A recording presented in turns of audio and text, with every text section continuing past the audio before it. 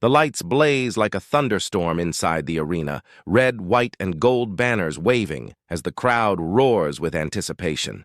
The air feels charged, the kind of night where history either bends or breaks. Cameras swing to the podium. Trump steps forward, chin raised, smile sharp, basking in the roar of his loyal sea. He lifts a hand for silence, but his words cut through before the noise even fades. "We're erasing every trace of the Obama years," he declares, voice echoing off the rafters. "They were nothing but a failure." The line detonates like a firecracker. Gasps, cheers, laughter.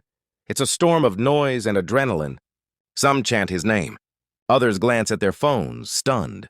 Reporters in the press pit scramble to type. A producer whispers, "Run that headline, now!"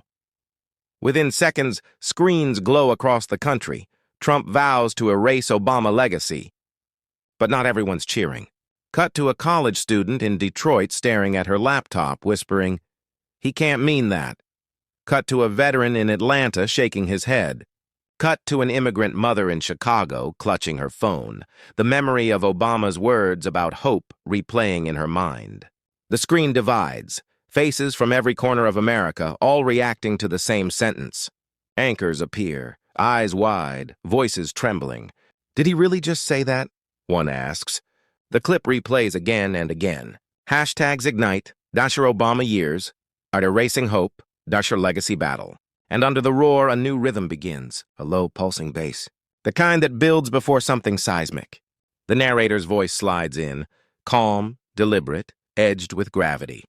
One man tried to erase a legacy, tried to paint 8 years of progress as failure. But what he didn't see was that legacies don't vanish with speeches, they rise with resistance.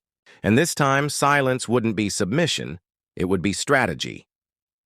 The music climbs, heartbeat quickening. Because what Obama said next didn't just silence a room, the voice continues, soft but certain. It shook an entire movement. The frame fades to black, the noise cuts to silence, and the world waits to hear his reply. The headlines didn't fade, they multiplied. In the days that followed, Trump's words became more than a soundbite. They became a declaration of war on memory itself. From the Oval Office to late-night interviews, he doubled down. Healthcare programs dismantled, climate accords abandoned, immigration protections rolled back. Each move carried the same unspoken message: erase, replace, rewrite. He wasn't just undoing policies, he was trying to scrub out a presence, to erase a name that still echoed louder than his own. Behind the podium, Trump called it fixing America. But to millions watching, it looked like revenge disguised as reform. The narrator's voice cuts through, steady and knowing. But when you try to erase someone's legacy, it says, you reveal more about your insecurity than their impact. Montage, Trump signing executive orders with sweeping gestures, the press snapping photos like a firing squad. Then cut. Obama in a quiet room, sleeves rolled up, surrounded by young leaders. No spotlight, no podium. Just listening, smiling, teaching. While one man chased the headlines, the other built them for others. While Trump thundered about power, Obama spoke softly about purpose. One tried to carve his name into history with anger. The other let time carve his with grace. Clips roll, a girl in a hijab quoting Obama at her graduation, a small business owner saying, "He made me believe I could start this." These are the echoes Trump can't silence. They live in stories, not speeches, and yet the tension keeps rising. News panels turn every move into a cage match, Trump versus Obama. Commentators argue legacies like scorecards. Supporters clash online, hashtags collide. America isn't just divided. It's holding its breath, watching two very different visions of leadership collide. The narrator's tone tightens. It wasn't about policy anymore. It was about pride. About which version of America would define the future, the one that built bridges or the one that burned them. The screen slows. The music softens. And then came the moment everyone would talk about, the voice says, barely above a whisper. When both men finally faced the same question, on live television. Rewind. The screen flickers through time. a montage of podiums, gold drapes, and clenched fists. Trump, always center stage, always framed in spotlight glare. Each speech follows the same rhythm: mockery first, self-praise second, denial of anyone else's contribution third. He calls past presidents weak, boring, disasters. The crowd laughs on cue. He waves his hands like a conductor feeding off applause. Behind the grin, his eyes flicker, measuring the reaction, calculating the high. Press conferences blur together, him holding charts, pointing to numbers he barely reads, declaring, "Nobody's done more than me." Each boast louder, each claim bigger, each insult sharper. The narrator's voice glides in, cool and deliberate. For Trump, power wasn't about building, it was about proving he could destroy what came before. Cut to footage of environmental, rules shredded, foreign agreements unsigned, names of programs stripped from federal websites. One by one, Obama-era initiatives fall like dominoes. Not because they failed, but because they carried a signature Trump couldn't stand to see. Behind closed doors, aides exchange looks. Some whisper about obsession. One advisor, off-record, murmurs, "He can't stop talking about Obama." It's like he's chasing a ghost. The camera pans over newspaper headlines. Trump scraps climate accord, repeals healthcare protections, takes credit for falling unemployment. Policy dates to 2015. The irony is unmistakable. He claims victory over the very foundations he inherited. Narrator. He tore down to feel taller, but every wall he toppled only cast a longer shadow, one that looked suspiciously like the man he swore to erase. Crowds keep cheering, but their faces shift. Laughter less certain, applause less synchronized. Somewhere between the slogans and the fury, fatigue begins to show. Yet Trump doesn't see it. The rallies get louder, the gestures grander, the need for validation endless. Smugness hardens into habit, arrogance into armor. But the cracks keep spreading, on his team, in the polls, in the mirror he can't stop checking. The narrator pauses, the tone almost pitying. But in trying to erase Obama's name, it says, the echo hanging in the silence, he accidentally gave him the stage again. The noise fades, the chaos, the shouting, the headlines, all dissolve into stillness. A soft piano line hums beneath the silence as the camera opens on Barack Obama walking through a crowded community center in Chicago. He's not flanked by aides or flashing cameras, just handshakes, laughter, small talk.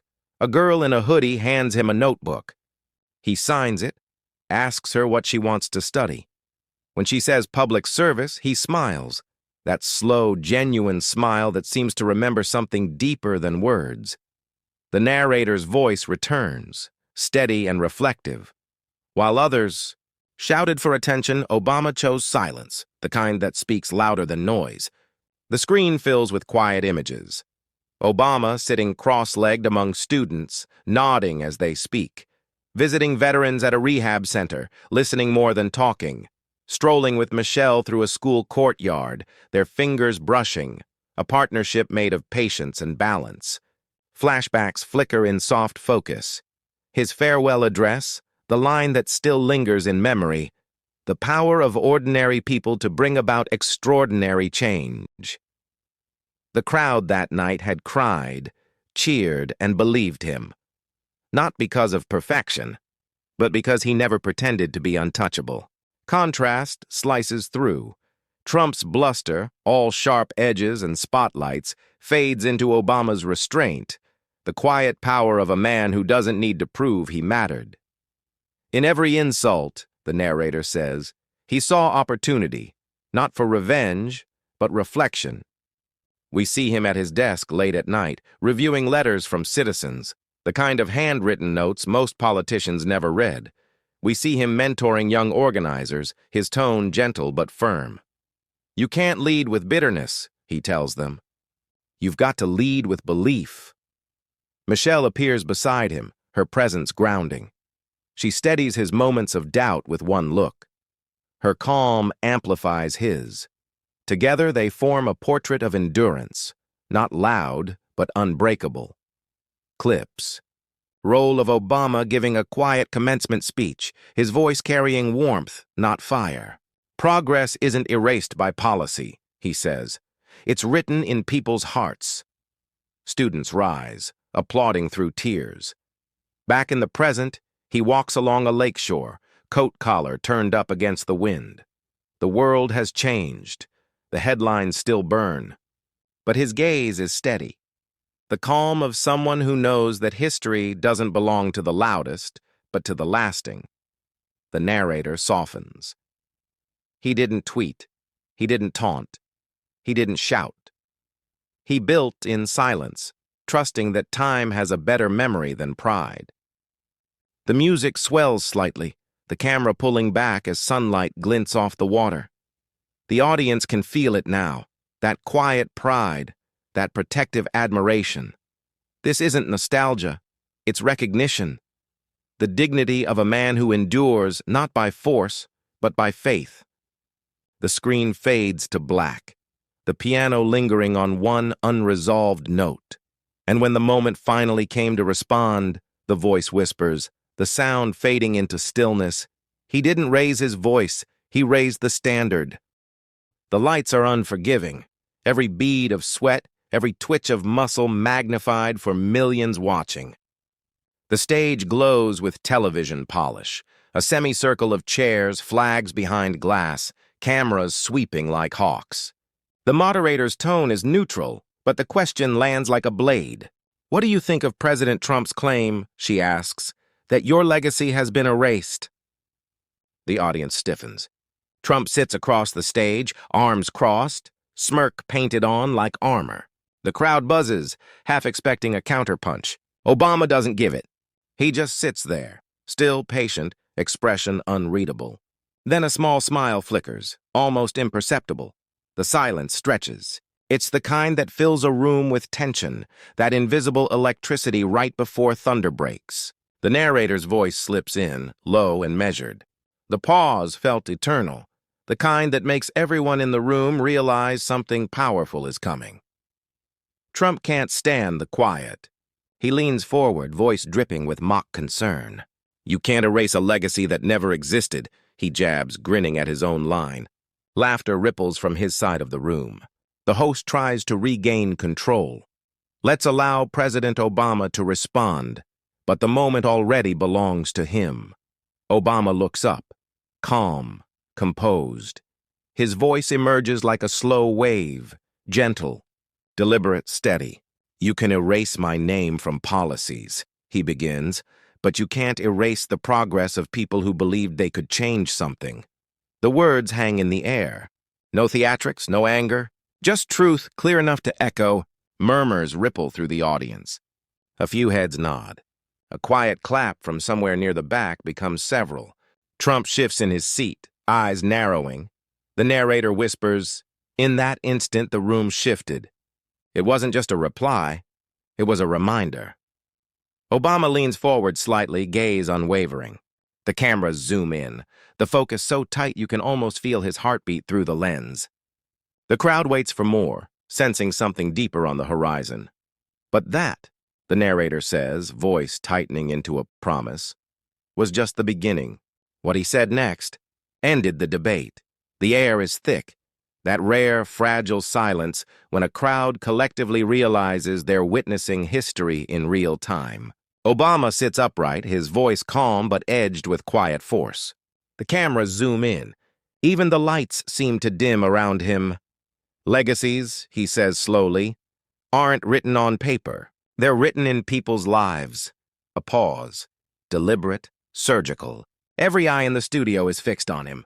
If a child can breathe easier because of what we built, if a student can dream bigger because we believed in them, if a family can stand taller because they finally have a chance, then that legacy is untouchable. The words cut through the air like a beam of light. No notes, no theatrics, just the weight of conviction. The crowd doesn't cheer yet. They're still processing. You can see the realization ripple across faces, the subtle gasp of recognition that truth has just been spoken. Trump's expression falters. The smirk fades, replaced by something between confusion and irritation. He adjusts his tie, glances toward the moderator as if to interject, but Obama isn't finished. He never raises his voice, never says Trump's name. Yet every sentence feels like a quiet dismantling and brick by brick of everything Trump had claimed. Power, Obama continues, isn't about tearing down what came before you. It's about lifting up what comes after. A sharp intake of breath from somewhere in the audience. Cameras flash. The tension transforms into energy. A rising hum beneath the surface. The narrator's voice slides in, measured and cinematic. It wasn't anger that destroyed Trump that night. It was dignity. Obama folds his hands, gaze steady. The truth, he says, doesn't fade because someone stops saying it. It fades when people stop believing in it. And from what I've seen, they haven't. That's the breaking point. Applause bursts from the front row, spreading like wildfire. A woman wipes away a tear. A man in the corner stands up, clapping hard. Within seconds, the entire room is on its feet. The sound is thunderous, not for the spectacle, but for the spirit of it. Trump forces a thin smile, eyes darting to the cameras. But the image is already frozen in public memory. Obama serene, unmoved, triumphant through composure. The narrator builds the crescendo. Because when one man fights to be remembered, and another fights to make others remember their worth, history decides who really wins. Footage floods social media within minutes.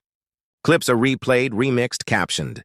Hashtags ignite, legacy lives, the reply, calm power. News anchors replay the quote in slow motion.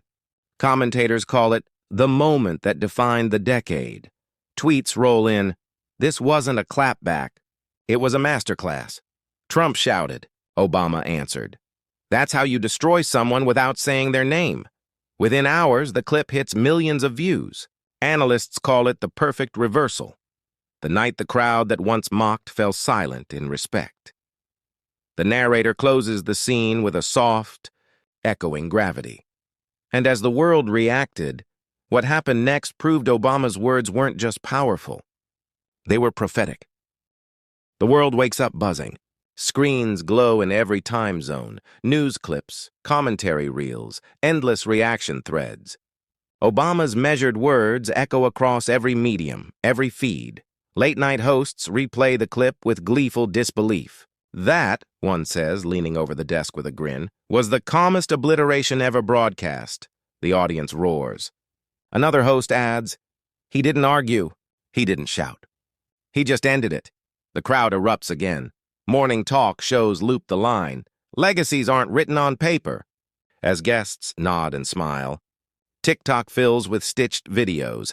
Young activists quoting Obama's reply, layering his words over protest footage, over community work, over quiet moments of change. The audio becomes a soundtrack for resilience. Celebrities tweet in rapid succession. That's leadership. That's grace under fire. That's how you clap back with class. Within hours, Obama's line has transcended politics. It's become a cultural mantra. Teachers quote it.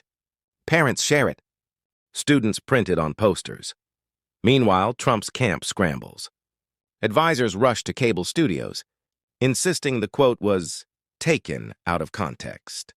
One spokesman tries to twist the narrative. The president was simply emphasizing progress through strength, but it rings hollow. The footage is too clean, too undeniable. The narrator's voice cuts through the noise. Low and but when a truth lands with that kind of grace, spin sounds like noise. A split-screen montage rolls. On one side, Trump pacing behind closed doors. On the other, crowds gathering at community events, quoting Obama's words as inspiration. The contrast is undeniable. Anger versus composure, ego versus endurance. By the week's end, polls show a shift in public sentiment. Commentators call it a reminder of what dignity looks like. Hashtags morph from viral clips to movements. Legacy lives. Lead with calm. Truth wins. And beneath the trending chaos, something deeper begins to hum. Conversations about meaning, permanence, impact. The narrator closes in with quiet reflection. And beneath the trending hashtags, a deeper question began to rise. What does legacy really mean? The music softens, strings rising, slow and deliberate. The chaos of the past moments fades into silence. The screen fills with stillness. Obama walking off stage, lights dimming, applause echoing in the distance. Voiceover, calm and reflective. Legacy isn't a monument or a law. It's the ripple of decency that outlives you. The camera lingers on faces in the crowd. People inspired, thoughtful, changed. It's no longer about the clash or the comeback. It's about the echo. How words spoken in truth continue long after the microphones go silent. Trump's speeches fade from memory, but Obama's line, "Legacies aren't written on paper," keeps resurfacing in classrooms, in conversations, in quiet moments when people choose empathy over ego. The contrast crystallizes. One man chased permanence through power. The other found it through principle. Narration continues, building with the orchestral swell. Real leadership isn't about who shouts the loudest. It's about who listens, who lifts, who leaves something better than they found it. Clips flash, a teacher guiding her students, a young activist speaking with courage, a father telling his daughter, "You matter." Obama's calm dismantling of arrogance becomes a universal metaphor. For every person who's ever been underestimated, disrespected, or told they didn't belong, because when the storm passes, what remains isn't the noise, it's the grace. Power fades, but character, that's eternal. The tone grows reverent. The narrator's voice lowers, intimate, almost a whisper. He didn't win by shouting. He won by standing still. And in that stillness, he reminded the world what strength really looks like. Final shot, Obama's silhouette against a fading light. The crowd behind him united in quiet respect. And as the dust settled, the voice concludes, one truth remained, the louder the noise, the clearer dignity sounds. The final notes of the orchestra linger, soft and resolute. The screen fades from the debate stage to a collage of quiet, human moments, a nurse tying her mask before a long shift, a student helping an elder register to vote, a father teaching his son how to plant a tree, narrator calm and steady. Trump tried to erase Obama's legacy, but instead he strengthened it. Clips replay in slow motion, the smirk, the silence, the calm reply that shifted everything. The narrator continues, because every attempt to destroy progress only proves how powerful that progress truly is. Chaos burns fast, but calm endures. We cut to Obama in silhouette, walking through a community center, shaking hands with volunteers. The camera lingers on his smile, not triumphant, but grounded, peaceful. Legacy isn't built in headlines, the voice says. It's built in homes, in classrooms, in moments when no one's watching. It's built by people who choose compassion over contempt. Every single day, the music swells, soft piano layered with strings. The montage continues. Teachers mentoring students, volunteers distributing food, young people casting ballots with quiet determination. The tone shifts from reflection to inspiration. If you believe in dignity over division, hit subscribe. Be part of the community that remembers what leadership really looks like. A pause. And share this video to remind the world legacy can't be erased. It can only be rewritten. Encourage. Images now blend. An American flag rippling in soft wind, hands of different colors clasped together, faces lit with hope. The narrator's voice grows firm, filled with conviction. History doesn't remember those who tear down. It remembers those who build. The music reaches its peak, then falls into a gentle resolve. Final on-screen text fades in. History remembers those who build. Beat of silence. Then one last line, quiet and enduring, because some legacies aren't erased.